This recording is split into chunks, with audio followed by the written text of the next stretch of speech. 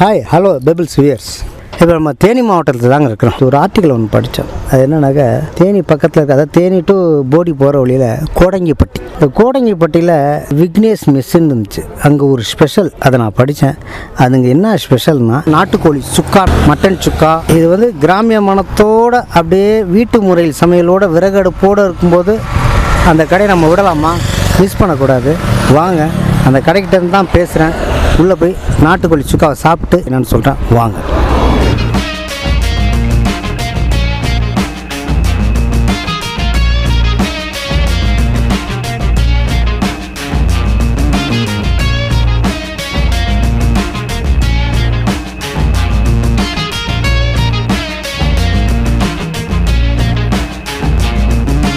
இப்போ நம்ம கோடங்கிப்பட்டி விக்னேஷ் நாட்டுக்கோழி கடை மெஸ்ஸில் இருக்கிறோம்.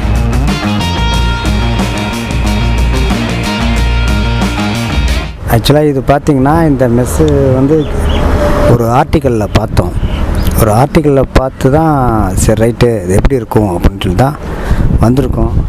இன்றைக்கி ஸ்பெஷல் எதுன்னு கேட்டாக்க, இன்றைக்கி பார்த்திங்கன்னா ஒரு 4 ஐட்டம் வச்சுருக்காங்க. ஒவ்வொரு நாளைக்கு ஒவ்வொரு ஸ்பெஷலாம். ஆனால் மோஸ்ட்லி பார்த்திங்கன்னா ஸ்பெஷல் பார்த்திங்கன்னா நாட்டுக்கோழி சுக்கா. பார்த்திங்கன்னா அப்படியே கறியை பார்த்திங்களா எப்படி இருக்குது. அந்த மஞ்சள், அந்த மல்லி, அந்த மிளகு எல்லாம் அப்படியே மிக்ஸ் பண்ணி நல்லா ஊறி அந்த கிராமிய மனத்தோடு இருக்குது பாருங்கள்.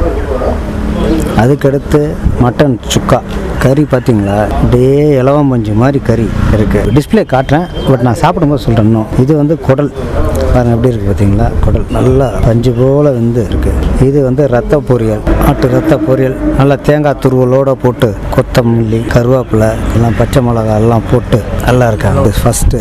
ஏன்னா இங்கே ஸ்பெஷல் இன்னும் நாட்டுக்கோழி சுக்கான்னு இருக்காங்க. அந்த நாட்டுக்கோழி சுக்காவை ஒரு பீஸ் சாப்பிட்றோம்.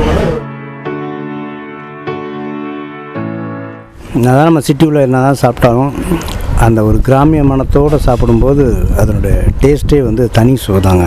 சூப்பராக இருக்குது. அடுத்து மட்டன் சுக்கா. மட்டன் சுக்காவில் போனே இல்லை, பக்காங்க. மட்டன் பார்த்திங்களா, கிரேவி பார்த்திங்களா. இதுலேயே அந்த சோறை போட்டு அந்த கிரேவியும் அந்த கறியும் வச்சு இந்த மட்டன் பார்த்திங்கன்னா சூப்பராக இருக்குது. நல்ல பாயிலாக இருக்குது. அதுக்கடுத்து குடலை டேஸ்ட் பண்ணி பாருங்க. குடல் சூப்பர், எல்லாமே சூப்பராக இருக்குது. அதுக்கடுத்து இந்த நாட்டுக்கோழி குழம்பு சாப்பிட்றேங்க.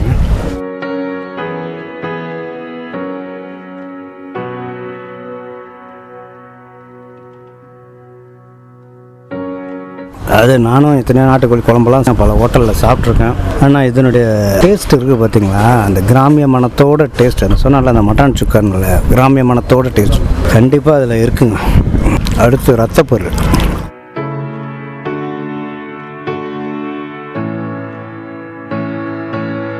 சூப்பர். ஏன்னா அது நெத்திலி கருவாடு சார். நெத்திலி கருவாடா? இந்த குழம்பு வீட்டில் யாரும் வைக்க மாட்டாங்க கடையில். நெத்திலி இந்த கருவாடுன்றது செம்ம டேஸ்ட்டுங்க. அந்த நெத்திலியோடு சேர்த்து சாப்பிட்றேன்.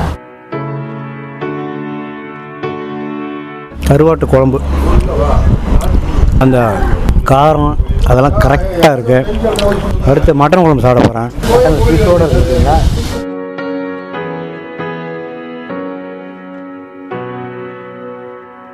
அதுவும் சூப்பராக இருக்குது. ஒரே வார்த்தை சொன்னால் திருப்தியான சாப்பாடு. இங்கே கண்டிப்பாக வந்தீங்கன்னா இந்த விக்னேஷ் நாட்டுக்கோழி மெஸ்ஸுக்கு வந்தீங்கன்னா இந்த நாட்டுக்கோழியை விட்டுறாதீங்க, சுக்காவையும் விட்டுறாதீங்க. இப்போ அடுத்து மீன் குழம்பு. இன்றைக்கி மீன் என்ன மீன் கேட்டேன், பாறை மீன். இன்றைக்கி அந்த மீன் குழம்பு சாப்பிடுவோம்.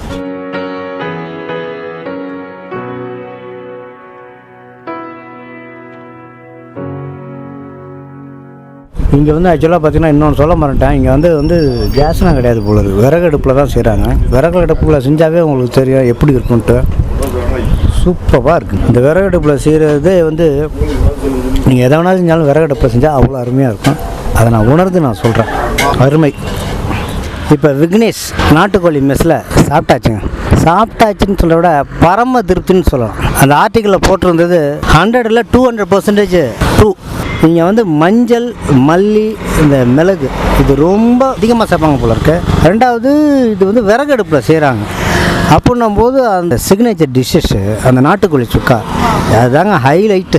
அந்த வீட்டு சமையல் முறைன்னு சொல்கிறாங்க பார்த்தீங்களா, அந்த மரச்சக்கு எண்ணெய் அதெல்லாம் போட்டு மிக்ஸ் பண்ணி எல்லாமே சாப்பிடும்போது பரம திருப்திங்க. அதாவது ரொம்ப நாளைக்கு அப்புறம் இந்த கிராமிய மனத்தோடு சாப்பிட்ட உணர்வு எனக்கு இருக்குங்க. கடை வந்து பார்த்திங்கன்னா சின்ன கடை தான், அது டேஸ்ட்டு பார்த்திங்கன்னா அவ்வளோ அற்புதமாக இருக்குது. நம்ம விக்னேஷ் நாட்டுக்கோழி மெஸ்ஸு எங்கே இருக்குன்னு கேட்டிங்கன்னா, தேனியிலேருந்து போடி போகிற வழியில் கோடங்கிப்பட்டி, அதாவது தேனியிலேருந்து ஒரு 5 கிலோமீட்டருங்க, மெயின் ரோட்டில் தாங்க இருக்குது. தெரியலாம் கூட யாரை கேட்டாலும் சொல்லுவாங்க, ஏன்னா அந்தளவு ஃபேமஸ்ஸு. எல்லோரும் சாப்பிட்டு எல்லாம் நல்லா திருப்தியாக போகிற மாதிரி தான் எனக்கு ஃபீல் இருக்குது. இந்த வீடியோ உங்களுக்கு பிடிச்சிருந்தா லைக் பண்ணுங்கள், ஷேர் பண்ணுங்கள், கமெண்ட்ஸ் பண்ணுங்கள். பை.